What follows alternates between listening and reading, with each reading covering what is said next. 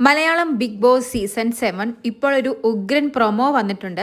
ആര്യന് big boss നൽകിയ ഒരു secret ടാസ്കിന്റെ പ്രൊമോയാണ് കേട്ടോ. ഇത്തവണ ആര്യന് ബിഗ് ബോസ് കൊടുത്തിരിക്കുന്ന ടാസ്ക് മനുഷ്യനെ ഒളിപ്പിക്കുകയും വേണം, ഭക്ഷണം മുഴുവൻ കഴിക്കുകയും വേണം. അങ്ങനെ ഒരു ബിഗ് ബോസിന്റെ ക്രൂ ആര്യന്റെയും അക്ബറിന്റെയും കൂടെ വരികയാണ്. ആര്യൻ്റെ ഷർട്ടൊക്കെ ഇടിച്ച് ആരുടെയും കണ്ണിൽപ്പെടുത്താതെ അക്ബർ ആ അജ്ഞാതനെ ബാത്റൂം വരെ എത്തിക്കുന്നുണ്ട്. ബാത്റൂമിൽ കയറ്റി അടച്ചതിന് ശേഷം അക്ബർ ആ അജ്ഞാതന് ഒരു കോഡ് വേർഡൊക്കെ പറഞ്ഞു കൊടുക്കുന്നുണ്ട്. അണ്ണ വെളിയിൽ വാങ്ങോ. അങ്ങനെ ആര്യനും അക്ബറും വന്നു പറഞ്ഞാൽ മാത്രമേ പുറത്തിറങ്ങാവൂ എന്നൊക്കെ പറഞ്ഞ് ആ മനുഷ്യനെ ബാത്റൂമിൽ കയറ്റി സേഫാക്കി വെച്ചു.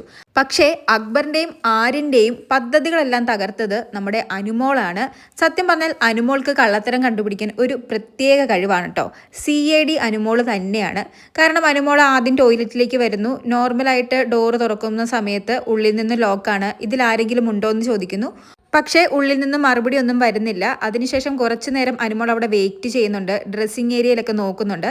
അതിനുശേഷം അനുമോൾ ആദിലയോടും നൂറയോടും ഷാനവാസിനോടും ഒക്കെ പറയുന്നുണ്ട് ഇതിൻ്റെ ഉള്ളിൽ ആരോ ഉണ്ട് എന്ന്. അനുമോള് ആ ടോയ്ലറ്റിന്റെ ഡോറൊക്കെ പോയി തട്ടി നോക്കുന്നുണ്ട്. ലാസ്റ്റ് ഉള്ളിലുള്ള ആ അജ്ഞാതൻ അനുമോളോട് സംസാരിക്കുന്നുണ്ട്. നിങ്ങൾക്ക് ഹെൽപ്പായിട്ട് വന്ന ഒരു അണ്ണനാണെന്നൊക്കെ.